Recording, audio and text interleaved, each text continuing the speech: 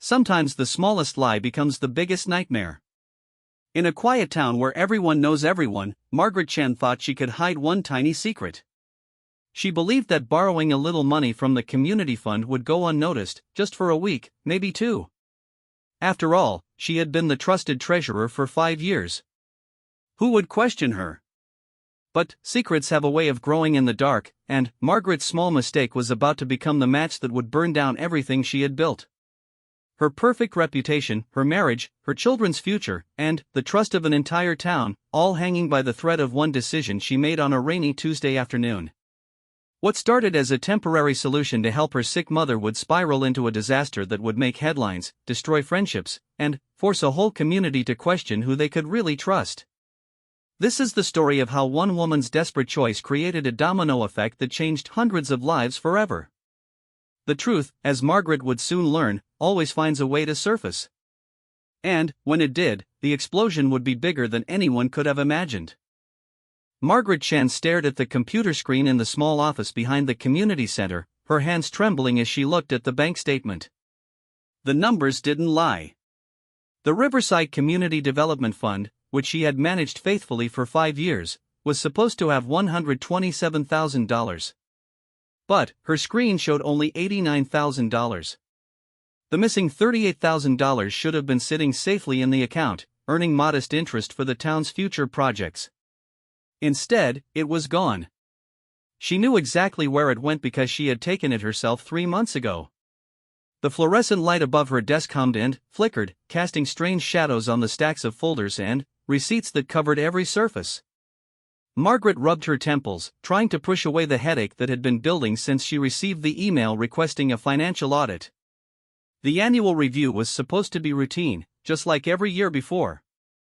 But, this time, Margaret had a secret that could destroy everything. Her phone buzzed with a text from her husband David. "How's Mom today? Did the treatment help?" The message made her stomach twist into knots. Her mother, lying in the hospital bed 3 hours away, was the reason for all of this mess. The experimental cancer treatment that insurance wouldn't cover. The desperate choice Margaret made when the medical bills started piling up like autumn leaves. She remembered that rainy Tuesday in October when she first transferred the money. Her mother had been crying on the phone, terrified about the aggressive cancer spreading through her liver. The doctors said the new treatment could save her life, but it cost $40,000 upfront. Margaret and David had already emptied their savings, sold David's vintage car, and borrowed from their retirement fund. They were still $38,000 short, and time was running out. Margaret had told herself it would be temporary. She would find a way to replace the money before anyone noticed. Maybe they could get a second mortgage on their house. Perhaps David's promotion at the factory would come through. She convinced herself that saving her mother's life was worth the risk. After all, she had been the most trusted person in Riverside for years. Everyone called her Margaret the Organized because of how perfectly she managed the community fund. No one would question her. But, 3 months later, David's promotion fell through. The second mortgage application was denied because their debt-to-income ratio was too high. Margaret's mother was alive and responding well to treatment, but the money was still missing from the account she had sworn to protect. The community center where Margaret worked was the heart of Riverside, a town of 8,000 people nestled between rolling hills and farmland. The building used to be an old school, with high ceilings and wooden floors that creaked when people walked across them. Every Tuesday evening, the town council met in the main hall to discuss everything from pothole repairs to the annual harvest festival. Margaret always sat at the small table in the front, her laptop open and a neat stack of financial reports beside her. Everyone in town knew Margaret. She had grown up in Riverside, graduated from the local high school, and married David Chen when she was 22. Their children, Emma and Jake, were now 16 and 14, both good students who played on the school sports teams. Margaret volunteered at the library, organized the Christmas toy drive, and never missed a PTA meeting. She was the kind of person people trusted with their secrets and their money. That trust was about to be her downfall. The audit request had come from Robert Martinez, the newly elected mayor who wanted to modernize the town's financial systems. He wasn't trying to cause trouble, he simply wanted to make sure everything was properly documented before they applied for a state grant to build a new playground. Margaret liked Robert and had even supported his campaign, but now his well-meaning efficiency was about to expose her terrible mistake. Margaret's fingers hovered over the keyboard as she tried to figure out what to do. She could confess everything right now. Walk into Robert's office and tell him the truth about her mother's medical bills and her moment of desperation. But the thought of facing her neighbors, her friends, and her children with the news that she was a thief made her feel sick. She thought about Emma, who was applying for college scholarships and planning to study business. How would it look when colleges learned that her mother had stolen money from her own community? And Jake, who was finally making friends after being shy for so many years. Would the other kids tease him about having a criminal for a mother? Margaret pulled up her personal banking website on another tab, hoping against hope that some miracle had happened overnight. Maybe David's aunt had finally sent the money she had promised months ago. Maybe the insurance company had changed their mind about covering her mother's treatment. But her account showed the same depressing numbers as always. They had $2,847 in checking and $156 in savings. Even if she sold everything they owned, she couldn't come close to replacing the missing money. The front door of the community center opened with its familiar squeak, and Margaret quickly closed the browser windows. She could hear footsteps on the wooden floor, probably one of the part-time employees coming in to set up chairs for tonight's city council meeting. Margaret forced herself to smile and look busy, shuffling through papers and trying to appear like everything was normal. Morning, Margaret called Sarah Williams, a cheerful woman in her 60s who helped coordinate community events. Beautiful day, isn't it? Did you see that Robert wants to meet with you before the council session tonight? Margaret's heart dropped into her stomach. He does? Did he say what about? Oh, probably just some boring paperwork stuff, Sarah said, hanging up her jacket. You know how mayors love their meetings. I'm sure it's nothing important. But Margaret knew it was everything important. Robert probably wanted to discuss the audit timeline and get copies of all the financial records. In a few hours, she would have to sit across from him and pretend that everything was fine while knowing that her whole life was about to fall apart. After Sarah went into the main hall to start setting up, Margaret sat alone with her thoughts. She remembered her wedding day, standing next to David in this same building when it was decorated with white flowers and fairy lights. She thought about the day Emma took her first steps across this wooden floor during a community potluck. All of her happiest memories were connected to this place and these people, and she was about to betray all of them. Margaret picked up her phone and scrolled through her contacts, looking for anyone who might be able to lend her the money. But she had already asked everyone she could think of. Her sister was struggling with her own mortgage payments. David's brother was going through an expensive divorce. Their closest friends, the Johnsons, had just paid for their son's wedding. There was no one left to ask. She considered more desperate options. Maybe she could take out a loan from one of those payday places, even though the interest rates were horrible. Maybe she could sell her engagement ring or her grandmother's antique furniture. But even if she could raise some money, it wouldn't be enough to cover the full amount, and it would take time she didn't have. The clock on the wall showed 2:30 p.m. The city council meeting started at 7, and Robert wanted to see her beforehand. That gave her less than 4 hours to figure out how to save herself and her family from complete disaster. Margaret thought about running away. She could empty what little money they had from their bank account, pick up Emma and Jake from school, and drive until they reached a place where no one knew them. But that would make David an accessory to her crime, and it would ruin her children's lives even more than staying and facing the consequences. As she sat there in the flickering light of the community center office, surrounded by the evidence of her years of faithful service, Margaret realized that her temporary solution had become a permanent nightmare. The money she had taken to save her mother's life was about to destroy the lives of everyone she loved. The worst part was knowing that her mother's treatment was working. The latest test results showed that the cancer was shrinking, and the doctors were optimistic about her recovery. Margaret had succeeded in saving her mother's life, but the cost was turning out to be much higher than the $38,000 she had borrowed from the community fund. Her phone buzzed again with another text from David. "Love you. Can't wait to hear about your day tonight." The message was so sweet and normal that it made Margaret want to cry. David had no idea that his wife was about to become the biggest scandal in Riverside's history. He was probably at the factory right now, working hard and thinking about what to make for dinner, completely unaware that their peaceful life was about to explode. Margaret saved her work and closed the laptop, knowing that this might be the last normal afternoon she would ever have. In a few hours, she would have to choose between confessing her crime or finding a way to cover it up. Either choice would change everything, and she wasn't sure she was strong enough to handle what came next. The autumn sun was setting early, casting long shadows through the windows of the community center. Margaret gathered her things and locked the office door, trying to memorize the feeling of being trusted and respected. Tomorrow, she might not be welcome here anymore. Tomorrow, she might be known as the woman who betrayed her entire town. But tonight, she still had a few hours to be Margaret the organized, the woman everyone counted on, the treasurer who had never made a mistake. Tonight, she could still pretend that her secret was safe and her family was protected. As she walked out into the crisp October air, Margaret had no idea that her troubles were just beginning. The missing money was about to set off a chain reaction that would affect not just her family, but hundreds of other families in Riverside.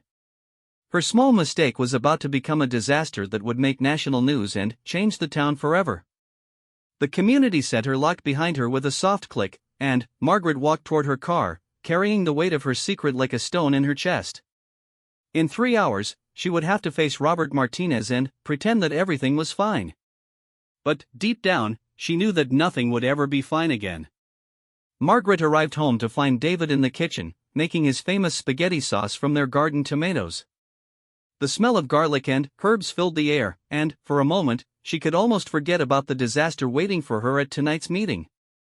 David looked up from the stove and smiled, his face still showing the tan lines from his summer work at the factory. After 18 years of marriage, he could still make her heart skip a beat with that crooked smile. "Perfect timing," he said, wiping his hands on his apron. "I just got off the phone with your mom's doctor. Her latest blood work looks amazing. They're talking about reducing the frequency of her treatments if the next scan shows continued improvement." Margaret felt a strange mixture of joy and terror. Her mother was getting better, which meant her desperate gamble with the community fund money had worked. But it also meant she had stolen $38,000 for a treatment that might not even be necessary much longer. The irony was cruel and sharp. "That's wonderful news," Margaret managed to say, forcing enthusiasm into her voice. She hugged David, breathing in the familiar scent of his cologne mixed with tomato sauce.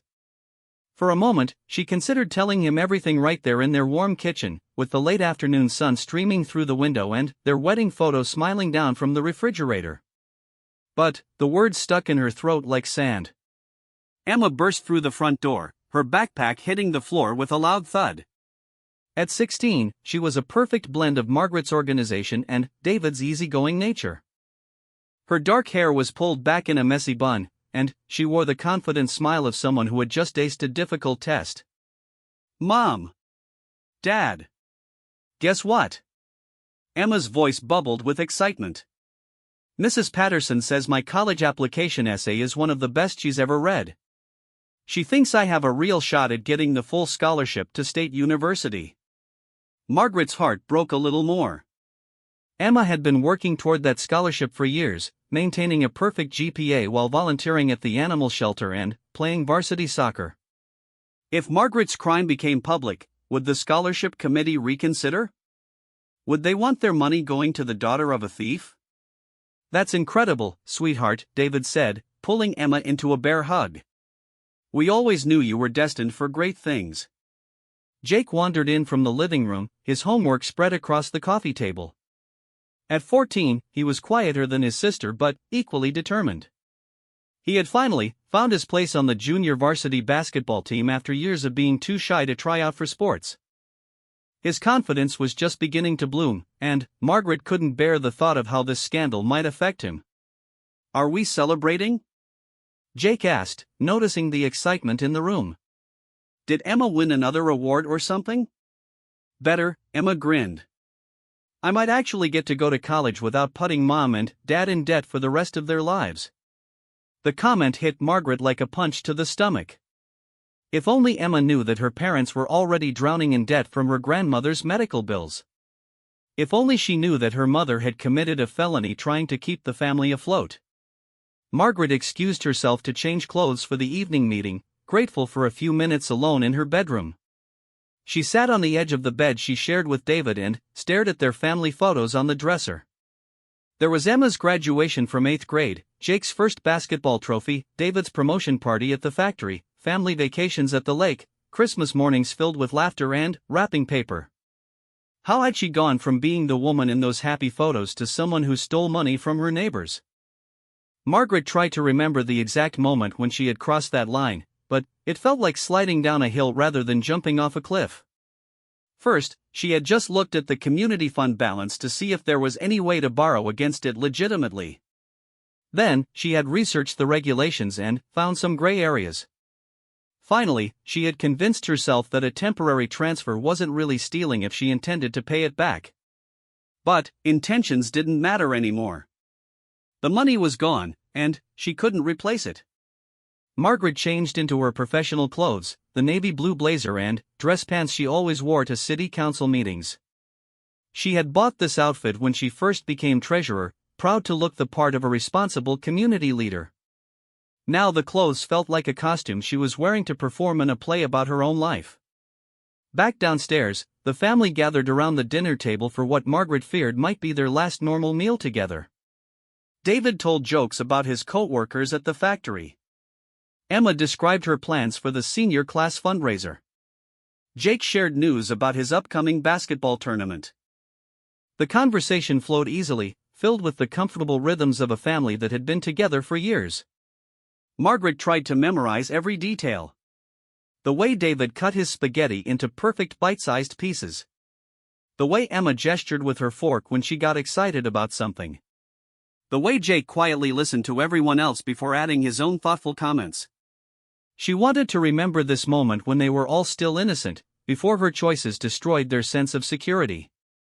Mom, you're being weird tonight, Emma observed, reaching for another piece of garlic bread. You keep staring at us like we're about to disappear or something. I'm just happy, Margaret lied smoothly. It's been a good day with your college news and Grandma's test results. Sometimes I get overwhelmed by how lucky we are. David reached over and squeezed her hand. We are lucky, aren't we? Great kids, good jobs, family that loves each other. Not everyone gets to have what we have. The comment made Margaret's chest tighten with guilt. David worked so hard at the factory, often pulling overtime shifts to help pay for her mother's medical bills. He never complained about the tight budget or the sacrifices they had to make. He trusted Margaret completely with their finances and their future. She was about to betray that trust in the most devastating way possible. After dinner, Margaret helped clean the dishes while trying to figure out how to handle her meeting with Robert Martinez.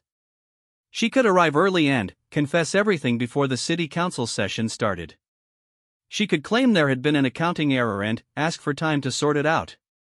She could pretend she had no idea where the money went and hope the investigation would take weeks or months. But every option led to the same terrible conclusion. Eventually, the truth would come out, and Margaret would be exposed as a criminal who had stolen from her own community. The only question was whether she would confess tonight or force everyone to discover her crime the hard way. I should get going, Margaret announced, gathering her purse and the folder of financial documents she needed for the meeting. Robert wants to discuss some paperwork before the council session starts. Don't let them pile too much work on you, David said, kissing her cheek. You already do more than your fair share for this town. The comment was like a knife twisting in her chest. Margaret did feel like she had given a lot to Riverside over the years. She had volunteered countless hours, organized fundraisers, and managed the community fund without taking a penny in compensation. But none of that would matter when people learned what she had done. Margaret drove through the familiar streets of her neighborhood, past the houses where her friends and neighbors lived. There was the Johnson's place with the beautiful rose garden that Mrs. Johnson was so proud of. The Peterson family's house with the basketball hoop where Jake had learned to shoot free throws. The elderly Mr. Kim's tiny cottage with the perfectly maintained lawn that was the envy of everyone on the block. All of these people trusted Margaret with their community fund contributions.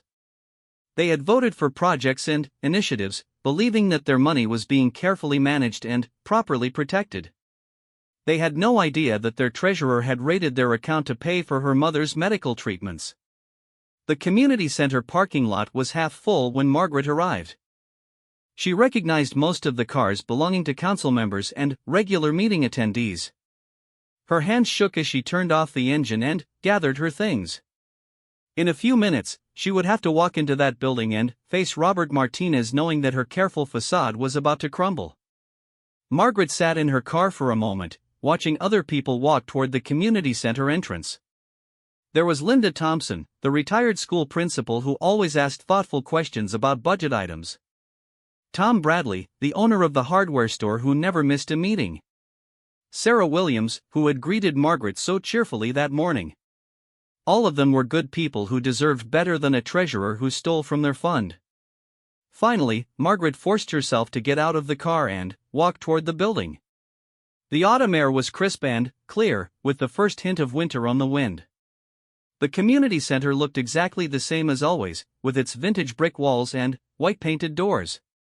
But Margaret felt like she was walking toward her execution. Robert Martinez was waiting for her in the small conference room next to the main hall. At 35, he was young for a mayor, with an earnest face and the kind of energy that made people believe change was possible. He had run for office on a platform of transparency and modernization, promising to bring Riverside into the 21st century. Margaret had supported his campaign because she believed in his vision. Now that vision was about to destroy her. "Margaret, thanks for coming early," Robert said, standing up to shake her hand. "I know these financial reviews can be tedious, but I want to make sure we have all our ducks in a row before we apply for the state grant." "Of course," Margaret replied, sitting down across from him at the small table. She placed her folder in front of her and tried to look calm and professional. "What do you need to know?" Robert pulled out a tablet and opened a spreadsheet application. "I've been looking at the fund's transaction history, and I want to make sure I understand the current balance. According to my calculations, we should have around $127,000, but I'm seeing some discrepancies in the recent statements." Margaret's mouth went dry. She had hoped for more time, maybe a few weeks, to figure out how to replace the money or at least come up with a better explanation. But Robert had clearly been doing his homework, and he was asking exactly the right questions. "Discrepancies?" Margaret asked, trying to keep her voice steady. "What kind of discrepancies?" Robert turned the tablet so Margaret could see the screen. Her own transaction records were displayed in neat rows, showing deposits and withdrawals going back 6 months. The missing $38,000 was highlighted in red, making it impossible to ignore. "This withdrawal from October 15th, Robert said, pointing to the screen. "I can't find any corresponding documentation for it. No invoices, no purchase orders, no authorization from the council. Do you remember what that was for?" Margaret stared at the red numbers on the screen, feeling like she was falling into a deep hole. October 15th was the day she had transferred the money to pay for her mother's treatment. She had told herself it was temporary, just until she could figure out another solution. But here she was, 3 months later, with no way to explain what had happened to the money. "I'll need to check my files," Margaret said weakly. "There might be some paperwork that got misfiled." Robert nodded, but his expression was concerned. "Margaret, I've always respected your work as treasurer. You've been incredibly dedicated to this community. But this is a significant amount of money, and I have a responsibility to the taxpayers to make sure every dollar is accounted for. If there's any kind of problem, we need to address it immediately." Margaret looked into Robert's honest face and realized that her time was up. She could keep lying and force him to discover the truth through an investigation, or she could confess right now and try to minimize the damage. Either way, her secret was about to become public, and her life as she knew it was about to end.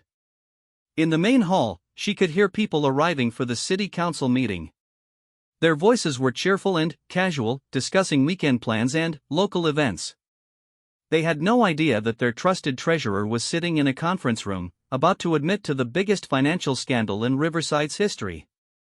Margaret took a deep breath and looked at Robert Martinez, the young mayor who had trusted her to help modernize their community. In a few minutes, she would have to tell him that she had stolen $38,000 from the people who had elected them both to serve. She would have to watch his faith in her turn to disappointment and anger. And then, she would have to face a room full of neighbors and friends who would learn that their money had vanished because of her desperation. The clock on the wall showed 6:45 p.m. In 15 minutes, the city council meeting would begin, and Margaret's carefully constructed life would start falling apart. But, for these last few moments, she could still pretend to be the woman everyone thought she was: honest, trustworthy, and devoted to her community. Margaret opened her folder and pulled out the financial documents, knowing that she was about to use them to confess to the crime that would change everything. Margaret's hands trembled as she placed the financial documents on the table between her and Robert Martinez. The fluorescent light above them hummed softly, creating a bubble of harsh reality in the quiet conference room. Outside, she could hear more people arriving for the city council meeting, their footsteps echoing on the wooden floors of the community center. "Robert," Margaret began, her voice barely above a whisper. "Before we go any further, there's something I need to tell you." The young mayor looked up from his tablet, concern creasing his features. In the months since taking office, he had come to rely on Margaret's expertise and steady judgment. She had helped him navigate the complex world of municipal finance and community politics with patience and wisdom. Whatever she was about to say, he wasn't prepared for it. "The money you asked about," Margaret continued, forcing herself to meet his eyes. "The $38,000 from October 15th. I took it." Robert stared at her for a long moment, as if the words hadn't quite registered. "You took it? What do you mean?" "I transferred it to my personal account to pay for my mother's cancer treatment." The words tumbled out of Margaret like water breaking through a dam. "Insurance wouldn't cover the experimental therapy, and we had exhausted all our other options. My mother was dying, Robert. I thought I could replace the money before anyone noticed." The conference room fell silent except for the distant murmur of voices from the main hall. Robert set down his tablet and leaned back in his chair, his face cycling through shock, disappointment, and something that might have been sympathy. Margaret watched his expression change and felt her heart breaking all over again. "Margaret," Robert said slowly, "are you telling me that you embezzled $38,000 from the Community Development Fund?" The word embezzled hit Margaret like a physical blow. She had thought of it as borrowing, as a temporary transfer, as anything except what it really was. But Robert's blunt question forced her to face the truth she had been avoiding for 3 months. "Yes," she whispered. "I embezzled the money." Robert ran his hands through his hair and stared at the ceiling. At 35, he had been mayor for less than a year, and he was already facing the biggest crisis in Riverside's recent history. The woman he had trusted to help guide the town's finances had just confessed to stealing thousands of dollars from their community fund. "How is your mother?" Robert asked quietly. "Did the treatment work?" The question surprised Margaret with its gentleness. Even in the middle of this disaster, Robert was thinking about her family's pain. "She's responding well. The doctors think she's going to make it." "I'm glad," Robert said, and Margaret could tell he meant it. "But that doesn't change what we're dealing with here. $38,000 is a lot of money for this town. That was supposed to fund the new playground equipment, the senior center renovations, and the holiday food drive." Margaret felt the weight of her actions settling on her shoulders like a heavy blanket. She had been so focused on saving her mother's life that she hadn't fully considered how many other people would be affected by her choice. The playground equipment that would make children happy. The senior center improvements that would give elderly residents a better place to gather. The food drive that would help struggling families through the winter. Her desperation had stolen all of those things from her community. Can you replace the money? Robert asked. Margaret shook her head, tears starting to form in her eyes. We've tried everything. Second mortgage, loans, selling our possessions. We're already drowning in debt from the medical bills. I don't know how we'll ever pay it back. Robert was quiet for a long moment, thinking through the implications of Margaret's confession. As mayor, he had a duty to report the crime to the authorities. As a human being, he understood the impossible choice Margaret had faced when her mother was dying. The conflict between his responsibilities and his compassion was written clearly on his face. What happens now? Margaret asked. I have to report this to the state attorney general's office, Robert said reluctantly. Embezzlement of public funds is a felony, Margaret. This isn't something I can handle quietly or internally. Margaret nodded, accepting the inevitable. She had known this moment would come eventually. What about tonight's meeting? Do we tell the council? Robert checked his watch. It was 5 minutes until 7 o'clock. In the main hall, 30 or 40 residents were gathering for their monthly city council session, expecting to discuss routine business like snow removal procedures and holiday decorations for Main Street. They had no idea they were about to learn that their community fund had been raided by the woman they trusted most. We have to tell them, Robert said. They have a right to know what happened to their money. But maybe we can do it after we discuss the other agenda items. Give them some normal business first before we drop this bomb. Margaret appreciated his consideration, but she knew there was no gentle way to reveal what she had done. Whether they announced it at the beginning of the meeting or the end, the result would be the same. The people of Riverside would learn that their treasurer was a thief, and everything would change. I should resign immediately, Margaret said, reaching into her purse for the letter she had written earlier that afternoon. I drafted this just in case. Robert took the letter but didn't open it. Margaret, I want you to know that I understand why you did this. If my mother was dying and I had the ability to save her, I might have made the same choice. That doesn't make it legal, but it makes it human. The kindness in his voice nearly broke Margaret's composure entirely. She had expected anger, accusations, demands for immediate restitution. Instead, Robert was treating her with the same respect he had always shown, even though she had betrayed his trust and violated her oath of office. Thank you, Margaret managed to say. That means more than you know. A soft knock on the conference room door interrupted their conversation. Sarah Williams peeked her head inside, smiling cheerfully. Sorry to bother you, but we're ready to start the meeting whenever you are. We'll be right there, Robert replied, his voice carefully neutral. After Sarah disappeared, Robert turned back to Margaret. Are you ready for this? Margaret thought about David at home, probably helping Jake with his homework while Emma worked on college applications. They had no idea their mother was about to become the center of a criminal investigation. They would be watching the late-night news or scrolling through social media when they learned that Margaret Chen, trusted community treasurer and devoted wife and mother, had stolen thousands of dollars from their neighbors. No, Margaret said honestly. But it has to be done. They walked together from the conference room to the main hall, where the familiar faces of Riverside's most engaged citizens were waiting. Margaret had attended hundreds of these meetings over the years, watching from her table at the front as neighbors debated the issues that mattered to their community. She had always felt proud to be part of the democratic process, helping to manage the resources that made their town a better place to live. Now she was about to confess to the biggest betrayal in the town's modern history.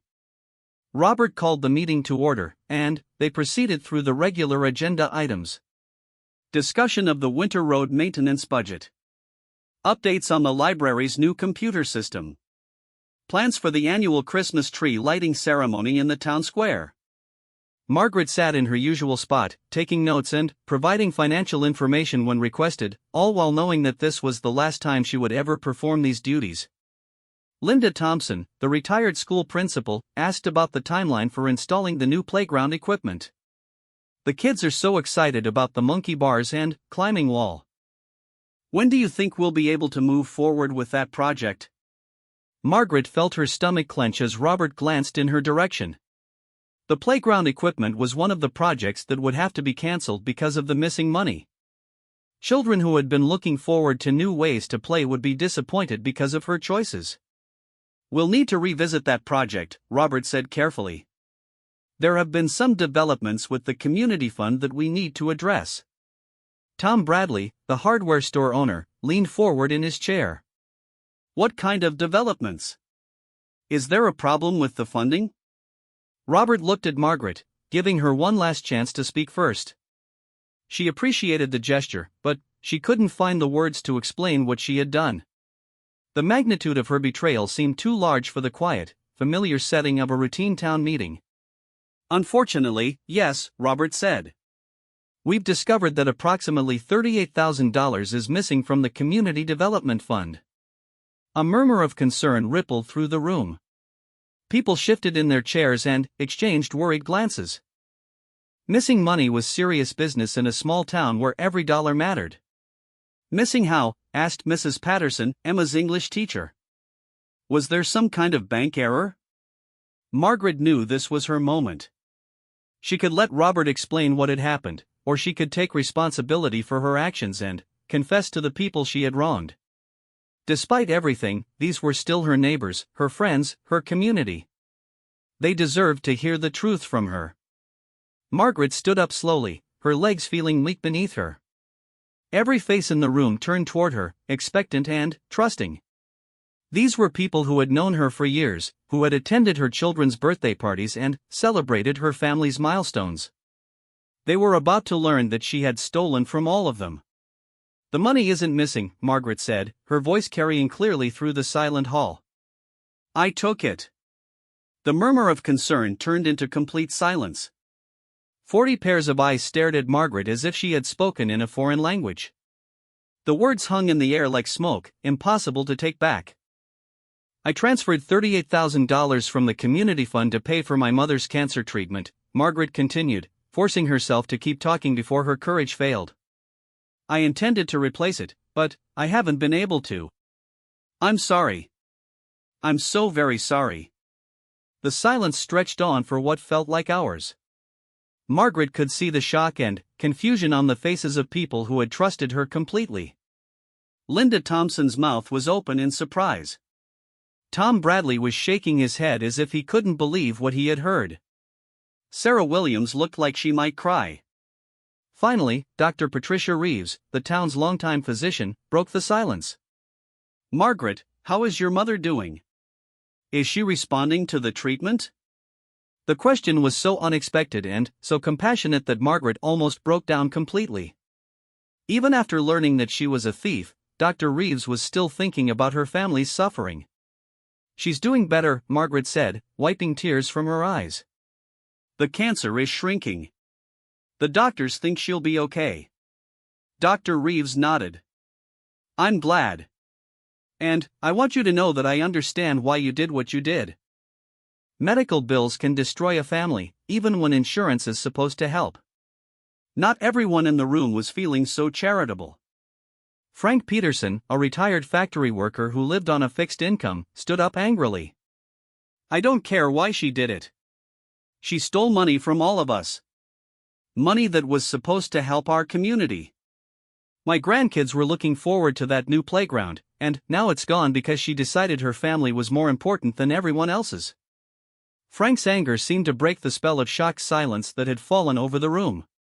Other voices joined in, some expressing sympathy for Margaret's situation, others demanding to know how she could have betrayed their trust. The orderly town meeting dissolved into chaos as neighbors argued about what Margaret's crime meant for their community. Robert banged his gavel, trying to restore order. "Please, everyone, let's handle this calmly. I know this is shocking news, but we need to work together to figure out how to move forward." "Move forward?" Frank Peterson shouted. "She's a criminal. She belongs in jail." "Her mother was dying," countered Mrs. Wilson, an elderly woman who had known Margaret since she was a child. "What would you have done if your family was in the same situation?" Margaret sat down heavily in her chair, overwhelmed by the chaos she had created. The peaceful community meeting had turned into a heated debate about crime and compassion, with her neighbors taking sides about whether her actions were understandable or unforgivable. The divisions were forming right before her eyes, splitting friendships and creating conflicts that might last for years. As the arguments continued around her, Margaret realized that this was only the beginning. The confession that had taken so much courage to make was just the first step in a process that would tear apart everything she had helped to build in Riverside. Her crime wasn't just about missing money anymore. It was about broken trust, divided loyalties, and a community that would have to decide what kind of place it wanted to be. The woman who had always been known for bringing people together had become the person who was tearing them apart. And the worst part was that she had no idea how to fix what she had broken. The chaos in the community center continued for another 20 minutes before Robert Martinez was able to restore enough order to officially end the meeting. People filed out in small groups, their voices hushed but intense as they continued debating what they had just learned. Margaret remained seated at her usual table, staring at her hands while the room slowly emptied around her. Sarah Williams approached cautiously, her usual cheerfulness replaced by uncertainty. "Margaret, I just want you to know that I don't think you're a bad person. I can't imagine how desperate you must have felt." "Thank you, Sarah," Margaret replied without looking up. "I know this changes everything." "It changes some things," Sarah said gently. "But, you're still the woman who organized our Christmas toy drives and helped my daughter when she was struggling with math homework. You're still Emma and Jake's mother and David's wife. One mistake doesn't erase everything else." Margaret finally raised her eyes to meet Sarah's gaze. "This isn't just a mistake, Sarah. It's a felony. I stole money from our neighbors, from people who trusted me." Sarah was quiet for a moment, then reached out and squeezed Margaret's shoulder. "I'll pray for you and your family. Whatever happens next, you don't have to face it alone." After Sarah left, Robert approached Margaret's table. The young mayor looked exhausted, as if he had aged 10 years in the past hour. "Are you okay to drive home? I could call David to pick you up." Margaret shook her head quickly. "No, please don't call David yet. I need to tell him and the kids myself, before they hear about it from someone else." "The news is probably already spreading," Robert said gently. "In a town this size, word travels fast." Margaret knew he was right. By tomorrow morning, everyone in Riverside would know that their trusted treasurer had embezzled money from the community fund. The story would spread to the next town over, then to the county seat, and eventually to the regional newspapers and television stations. Her crime would become public knowledge, and her family would have to endure the shame and scrutiny that came with it. "What happens next?" Margaret asked.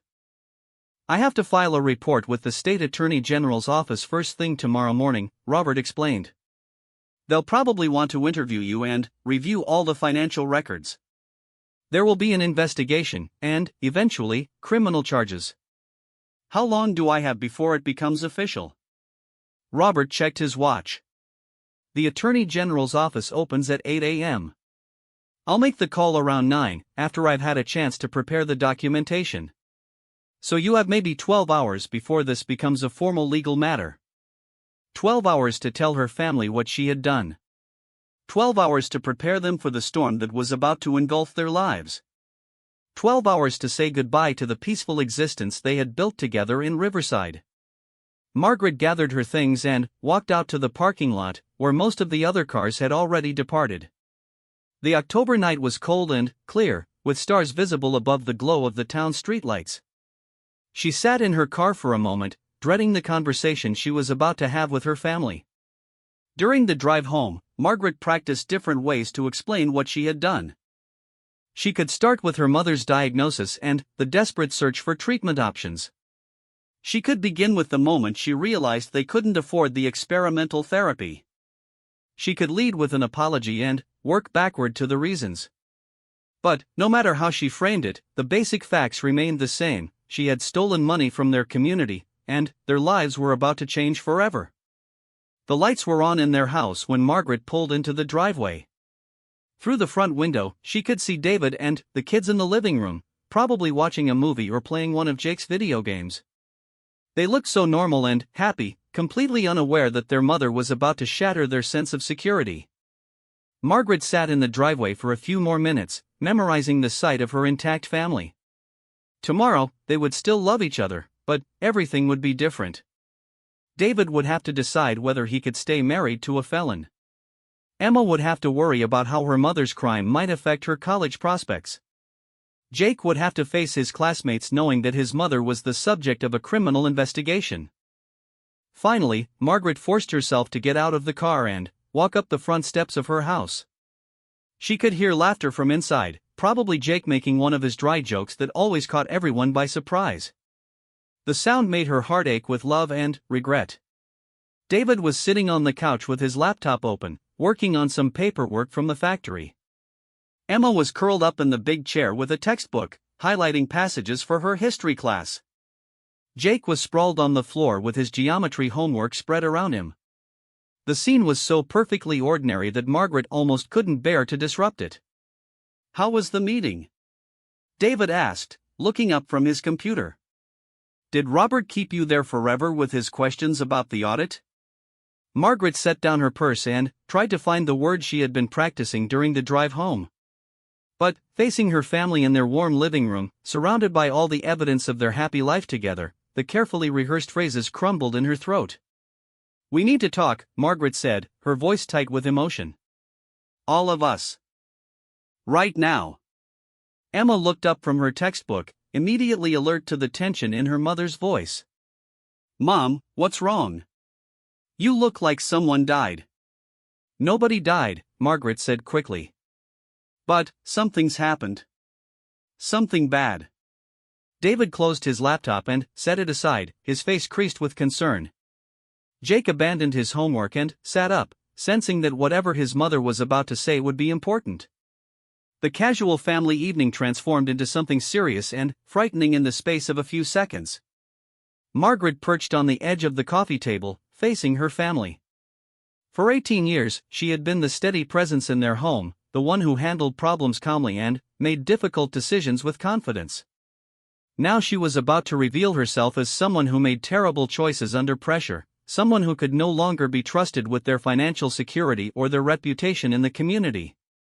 "You know how expensive Grandma's treatment has been," Margaret began. "And, you know we've been struggling to pay for it even with insurance." David nodded. They had discussed their financial stress many times, always looking for new ways to stretch their budget or find additional sources of income. "Did something happen with the payment plan? Are they demanding more money?" "No, it's not that." Margaret took a shaky breath. "David, I did something terrible. I took money from the Community Development Fund to pay for Mom's treatment." The words hung in the air like a toxic cloud. David stared at Margaret as if she had spoken in a foreign language. Emma's mouth fell open, and Jake looked confused, not quite understanding the implications of what his mother had just said. "You took money?" David asked slowly. "What do you mean, you took money?" "I transferred $38,000 from the community fund to our account to pay for the experimental therapy," Margaret explained, each word feeling like broken glass in her mouth. "I told myself it was temporary, that I would find a way to pay it back before anyone noticed. But I couldn't replace it, and tonight Robert discovered the missing money during his audit review." David was very still, his mind processing the magnitude of what Margaret had just told him. After a moment, he asked the question she had been dreading. "Are you saying you stole money from the town?" "Yes." The simple word carried the weight of everything Margaret had destroyed. "I embezzled $38,000 from the Community Development Fund." Emma dropped her textbook, the sound of it hitting the floor like a gunshot in the quiet room. "Mom, that's a felony. People go to prison for embezzlement." Margaret nodded, unable to speak around the lump in her throat. Her 16-year-old daughter understood the legal implications better than Margaret had when she first made the transfer. She had been so focused on saving her mother's life that she hadn't fully considered the criminal nature of what she was doing. Jake, who had been sitting quietly, suddenly looked up with wide eyes. "Is that why everyone was acting weird at school today?" Tommy Peterson said his dad was talking about someone stealing money, but he didn't know who it was. Margaret's heart sank even further. The news was already spreading through the community, reaching even the middle school students who picked up fragments of adult conversations. Tomorrow, Jake would have to face his classmates knowing that his mother was the thief everyone was talking about. David stood up abruptly and walked to the front window, staring out at the neighborhood where they had lived for 15 years. Their neighbors were probably having their own family meetings right now, discussing the shocking news about Margaret Chen and what it meant for their community. Some would express sympathy for her impossible situation. Others would demand justice for her crime. All of them would see the Chen family differently from now on. "Does Grandma know?" Emma asked, her voice small and worried. "No," Margaret replied. "I couldn't bear to tell her that I committed a crime to save her life. She's been feeling guilty enough about the medical bills." David turned back from the window, his face a mixture of love, disappointment, and fear. "Margaret, why didn't you tell me what you were thinking? We could have figured out another way. We could have sold the house, declared bankruptcy, anything except this." "There wasn't time," Margaret said, tears starting to flow freely now. "The doctors needed payment up front for the treatment, and Mom was getting sicker every day. I panicked, and I made a terrible decision." "You made a criminal decision," David corrected gently but firmly. "You committed embezzlement, Margaret. That's not a terrible mistake. That's a felony that's going to destroy our family's reputation and probably send you to prison." The harsh reality of David's words hit Margaret like a physical blow. She had been thinking of her crime as a desperate act of love for her dying mother. But her family was right to see it as something much more serious and destructive. She had put her own children at risk to save someone else, and now they would all have to live with the consequences. Emma was crying now, her college textbook forgotten on the floor. "Mom, what's going to happen to you? What's going to happen to all of us?" Margaret didn't have answers to those questions. Robert had mentioned an investigation and criminal charges, but she didn't know how long the process would take or what the final outcome would be. She didn't know if she would go to prison, or for how long. She didn't know if David would be able to keep his job at the factory when news of his wife's crime became public. She didn't know if Emma would lose her scholarship opportunities or if Jake would be ostracized by his classmates. "I don't know, sweetheart," Margaret said honestly. "But I promise that your father and I will do everything we can to protect you and Jake from the worst of this." David sat back down on the couch, his head in his hands. "Margaret, I love you, and I understand why you felt like you had no choice. But this is going to change everything for our family. Our neighbors will never look at us the same way. Our kids are going to have to live with the shame of having a mother who's a convicted felon." Margaret flinched at the phrase convicted felon, but she knew David was probably right. Even if she somehow avoided prison time, she would likely have to plead guilty to embezzlement charges. The criminal conviction would follow her for the rest of her life, affecting everything from job prospects to housing applications. "I'm so sorry," Margaret whispered, looking at each member of her family in turn. "I thought I was saving Grandma's life, but I see now that I was destroying our life. I was selfish and short-sighted, and I've ruined everything we've built together." Jake, who had been quiet throughout most of the conversation, suddenly spoke up. "Mom, is Grandma going to be okay? I mean, did the treatment work?" The question pierced Margaret's heart. Even in the middle of learning about his mother's crime, her 14-year-old son was still worried about his grandmother's health. The treatment had worked beautifully, her mother's cancer was shrinking, and the doctors were optimistic about her long-term survival. But that success now felt tainted by the knowledge of what it had cost their family. "Yes, Jake," Margaret said. "Grandma is responding very well to the treatment. She's going to be okay." "Good," Jake said simply. "I'm glad you saved her, even if you had to do something illegal to do it. I just wish there had been another way." David looked at his son with surprise and admiration. At 14, Jake had managed to express the complex emotions that all of them were struggling with: relief that his grandmother would survive, understanding of his mother's desperate motivation, and regret about the impossible situation that had led to such a destructive choice. The family sat in silence for a while, each of them processing the new reality they were facing. Their house was the same, their love for each other was unchanged, but everything else about their lives was about to be turned upside down. Tomorrow, Margaret would begin the legal process that would likely result in her conviction for embezzlement. Their quiet existence in Riverside would be replaced by criminal investigations, court hearings, and public scrutiny. As the evening wore on, they talked through the practical implications of Margaret's crime. David would need to find a way to support the family if Margaret lost her job or went to prison. Emma might have to consider less expensive college options if their financial situation deteriorated further. Jake would need help dealing with any social problems that arose at school. But underneath all the practical concerns was a deeper question that none of them wanted to voice: could their family survive this crisis intact? Would David be able to forgive Margaret for making such a momentous decision without consulting him? Would the children be able to respect a mother who was a convicted criminal? Would they be able to rebuild their lives in Riverside, or would they have to start over somewhere else? Margaret had saved her mother's life, but the cost was turning out to be much higher than the $38,000 she had taken from the community fund. She had gambled with her family's entire future, and now they would all have to live with the consequences of her desperate choice. The woman who had always been known for her careful planning and responsible decision-making had made the most reckless decision of her life, and there was no way to undo it. As the night deepened around them, the Chen family held onto each other and tried to prepare for a future that none of them could have imagined just a few hours earlier. Tomorrow would bring new challenges and painful revelations, but tonight, they were still together in their living room, still a family despite everything that had changed. Margaret clung to that small comfort as she began to face the full magnitude of what her secret mistake had cost them all. Margaret woke up at 5 a.m. on the morning that would change everything forever. She had barely slept, spending most of the night staring at the ceiling while David lay beside her, equally restless. When her alarm finally went off, she felt like she had already been awake for days. Today, Robert Martinez would call the state attorney general's office, and her crime would become an official matter for law enforcement.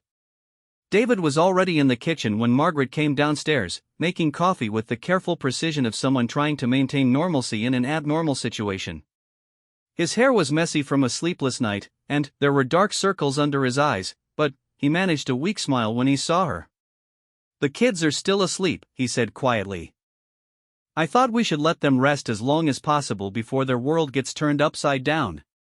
Margaret nodded, grateful for his consideration. Emma and Jake would wake up to a different life than the one they had gone to sleep with. By afternoon, their classmates would know about their mother's crime. By evening, their story might be on the local news. The Chen family's private tragedy was about to become public entertainment. "I should call the school," Margaret said, accepting the cup of coffee David handed her. "Let them know that there might be some disruption today. Maybe the kids should stay home. Emma has that big chemistry test she's been studying for," David reminded her.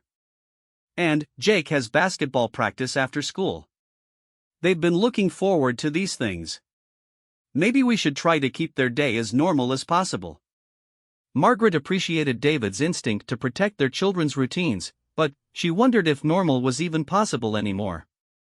How could Emma concentrate on chemistry when her mother was about to be arrested?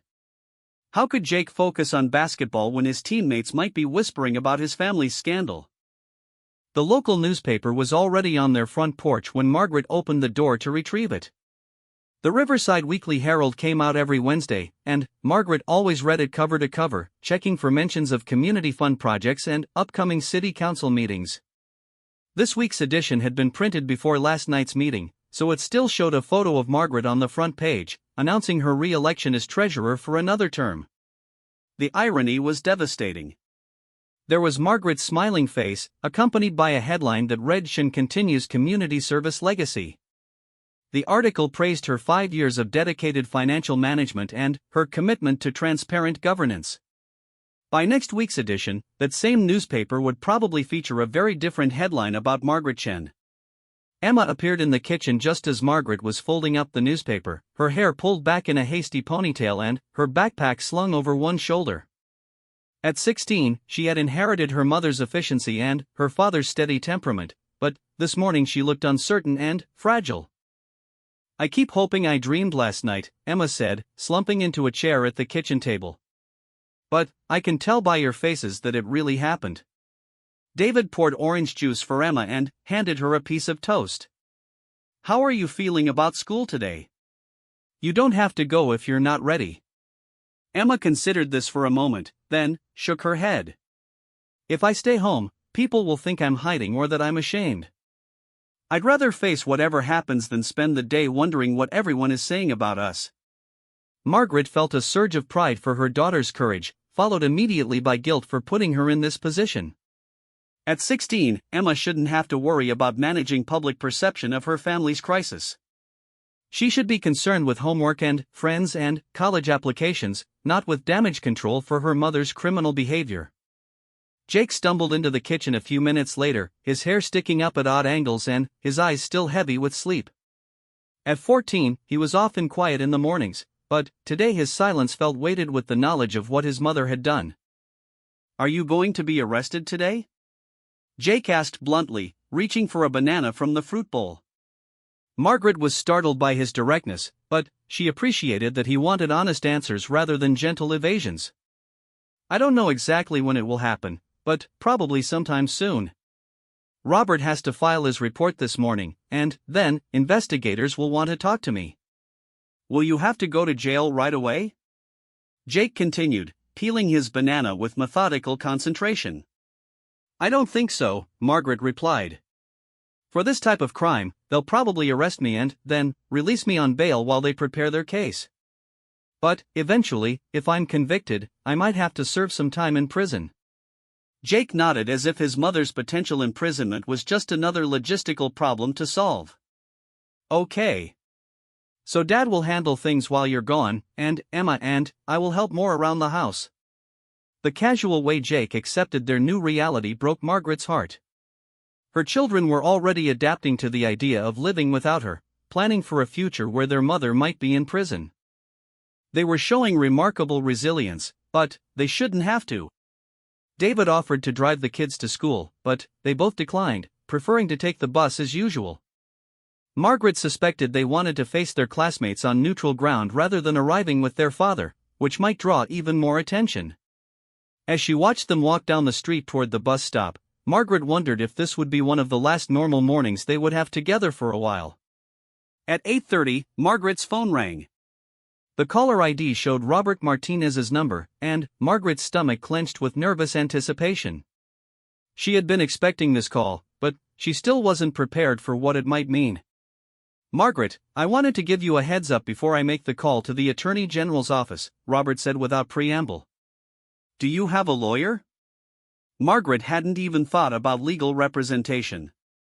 In her mind, she was guilty of the crime she had confessed to, so she hadn't considered the need to defend herself. No, I don't. Should I? Yes, absolutely. Even if you're planning to plead guilty, you need someone to help you navigate the legal process and make sure your rights are protected. I can recommend someone if you'd like. Robert gave Margaret the name and phone number of a criminal defense attorney in the county seat, about 30 minutes away from Riverside. Sarah Hendricks specialized in white-collar crimes and had a reputation for being both competent and compassionate. Margaret wrote down the information, though she had no idea how they would afford legal fees on top of all their other financial obligations. After ending the call with Robert, Margaret dialed Sarah Hendricks' office. The receptionist was able to schedule an emergency appointment for that afternoon, warning Margaret that the attorney would need a retainer fee before beginning work on her case. Margaret didn't ask how much the fee would be, knowing that they would have to find the money somehow, even if it meant borrowing more or selling what little they had left. David took the morning off from work to be with Margaret when Robert made his official report. They sat together on their living room couch, holding hands and waiting for the phone to ring with news that Margaret's case had been referred to law enforcement. The waiting was almost worse than the confession had been, because it gave Margaret time to imagine all the ways their situation could get worse. At 10:15, Robert called back. It's done, he said simply. I've filed the report with the state attorney general's office, and they're assigning an investigator to the case. You'll probably be contacted within the next day or two. Margaret thanked Robert for his call and hung up, feeling like she had just sealed her own fate. Somewhere in the state capitol, a prosecutor was reading about her crime and deciding how to proceed. Her name was now in an official file, marked as a subject of criminal investigation. David squeezed her hand. "We'll get through this," he said quietly. "I don't know how, but we will." Margaret wanted to believe him, but she was struggling to see beyond the immediate crisis to any kind of positive future. Even in the best-case scenario, she would be a convicted felon with a permanent criminal record. Their family's reputation in Riverside was destroyed. Their financial situation was desperate. She had traded her mother's life for everything else her family had built together, and she wasn't sure it had been worth it. The phone rang again at 11:30. This time, the caller was a reporter from the county newspaper, asking for a comment about the embezzlement investigation. Margaret hung up without saying anything, but she knew this was just the beginning. Soon, reporters from television stations and larger newspapers would start calling. Her crime was exactly the kind of story that attracted media attention: a trusted public official who stole money to pay for her dying mother's medical treatment. It had all the elements of a compelling human interest story. By noon, 3 more reporters had called. Margaret stopped answering the phone, but she could see news vans parked outside their house through the front window. David closed the curtains and suggested they go out the back door if they needed to leave the house, but Margaret felt like they were under siege in their own home. Emma called during her lunch period at school, her voice tight with stress. "Mom, there are reporters at the school asking students about you. The principal made an announcement telling everyone not to talk to media, but some kids are doing it anyway. Sarah Martinez told everyone that her dad feels really bad about having to report your crime." Margaret felt terrible that Emma was dealing with media attention at school, but she was grateful that Robert's daughter was trying to provide some balance to whatever stories were spreading among the students. "Are you okay? Do you want Dad to come pick you up?" "I'm fine," Emma said, though she didn't sound fine. "Tommy Peterson is being a jerk, saying his dad was right about you being a thief. But most people are being pretty supportive. Mrs. Patterson said I could eat lunch in her classroom if the cafeteria gets too weird." After Emma hung up, Margaret felt a mixture of gratitude and shame. Her daughter was showing incredible strength in the face of public scrutiny, and Margaret's colleagues and friends were rallying to support her children. But none of that support would have been necessary if Margaret had found a legal way to pay for her mother's treatment. At 2 o'clock, Margaret drove to her appointment with Sarah Hendricks, the criminal defense attorney. She took back roads to avoid the reporters who might be watching her house, feeling like a fugitive even though she hadn't been formally charged with any crime yet. Sarah Hendricks' office was in a modest building near the courthouse, decorated with law books and framed diplomas that spoke to years of education and experience. The attorney herself was a woman in her 50s with graying hair and kind eyes that had probably seen every type of human crisis imaginable. "Tell me what happened," Sarah said after Margaret had signed the retainer agreement that would cost them $3,000 they didn't have. Margaret went through her story again, starting with her mother's cancer diagnosis and ending with her confession at the city council meeting. Sarah listened without judgment, taking notes and asking occasional clarifying questions. When Margaret finished, the attorney was quiet for a moment, considering the legal implications of what she had heard. "The good news is that you've already confessed, which shows remorse and cooperation," Sarah said finally. "The bad news is that embezzlement of public funds is a serious felony, and prosecutors don't usually offer light sentences for this type of crime." "What am I looking at?" Margaret asked. "What's the worst-case scenario?" Sarah consulted her notes. "For embezzling $38,000 in public funds, you could face up to 10 years in prison and substantial fines. However, first-time offenders who show genuine remorse and have compelling personal circumstances often receive lighter sentences.